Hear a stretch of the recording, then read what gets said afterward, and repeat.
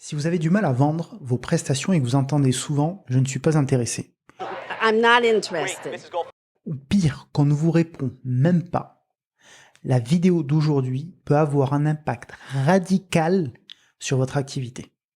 Et restez bien jusqu'à la fin car je vous donnerai une petite méthode pour créer une offre qui va tomber juste, ainsi qu'un raccourci qui peut vous aider à gagner beaucoup de temps. Mais avant de commencer, courte page de publicité. Si vous regardez cette vidéo, c'est probablement que vous êtes freelance et que vous cherchez à développer votre activité commerciale. Si vous recherchez une approche sans bullshit pour avoir des résultats en freelance, je vous invite à vous abonner à ma newsletter. J'y partage 32 conseils, un par jour, dès le lendemain de votre inscription.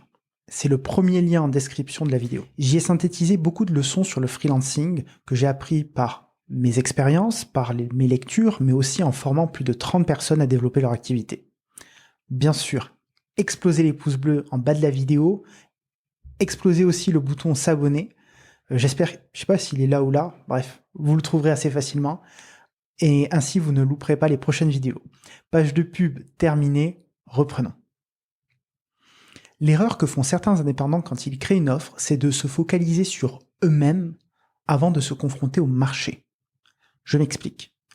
Quand on pense introspection avant besoin client, on part de ses envies, de ses compétences, et à partir de là, on crée une offre qu'on va essayer de vendre. En adoptant cet état d'esprit, vous risquez d'être à côté de la plaque et de vendre, en tout cas d'essayer de vendre un truc dont votre cible client n'a pas besoin. Sell me this pen. C'est comme si demain, vous alliez chez votre médecin préféré et il vous faisait une prescription avant même d'avoir fait un diagnostic. Vous ne lui ferez probablement pas confiance. Alors pourquoi est-ce que vos potentiels clients vous ferez confiance? Feriez confiance? Putain, j'en sais rien. En fait, il faut prendre le problème dans l'autre sens. D'abord, je pars des potentiels clients. Je les questionne sur leurs problèmes. Puis, en fonction des informations que j'ai récupérées, en fonction de mes compétences, de mes envies, je crée une offre. Car l'offre n'est que la formalisation d'une solution à un problème donné. L'offre, c'est le packaging, c'est la structuration, c'est la manière dont je vais vendre un service donc un service qui est une solution à un problème donné. Dans ce sens-là, pas dans l'autre. Alors vous allez me dire, Lilian, t'es bien mignon avec tes histoires, on comprend bien le concept, mais comment est-ce qu'on applique? Voici ce que je vous conseillerais. Premièrement, sélectionnez une industrie en croissance, idéalement qui vous intéresse et dans laquelle vous avez des connaissances.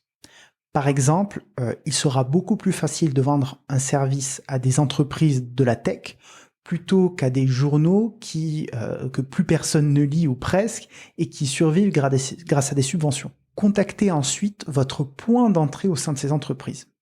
Je vous donne quelques exemples. Si vous êtes designer, ce sera probablement le directeur communication, artistique, peut-être même marketing.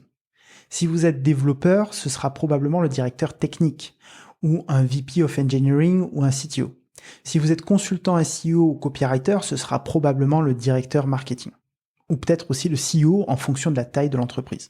Vous pouvez sans aucun doute trouver les contacts de ces gens-là sur LinkedIn. Ensuite, je proposerai à ces gens-là un rendez-vous. Et durant le rendez-vous, je poserai des questions très générales. Par exemple, imaginons que je sois designer. Avez-vous des besoins particuliers en design? Ah, vous voulez refaire votre logo, mais pourquoi exactement? Quel impact recherchez-vous? Est-ce qu'il vous arrive de travailler avec des designers? Si vous travaillez avec des designers, quels sont les types de prestations généralement que vous prenez avec eux? Quelles sont les fourchettes de budget que vous allouez à ce type de prestations? Quelle est la finalité que vous recherchez grâce à ce type de prestations-là?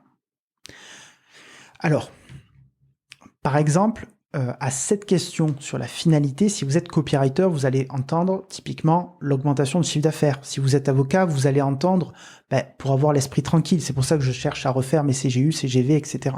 Au fond, les gens, ce n'est pas votre prestation qui les intéresse, mais les ou la conséquence de vos prestations. Et c'est ça que vous devez découvrir. Je vais vous donner ma question préférée, c'est à quoi ressemblerait une offre parfaite que pourrait vous faire un développeur, un designer, etc. Pour chaque entretien, prenez des notes. Si, après plusieurs entretiens, vous identifiez des récurrences, si les budgets alloués sont relativement conséquents et vous permettraient de vivre de votre activité, eh bien, rassemblez toutes ces informations, essayez de faire des connexions et à partir de là, créez une offre irrésistible. Petite astuce supplémentaire, comme je vous avais promis.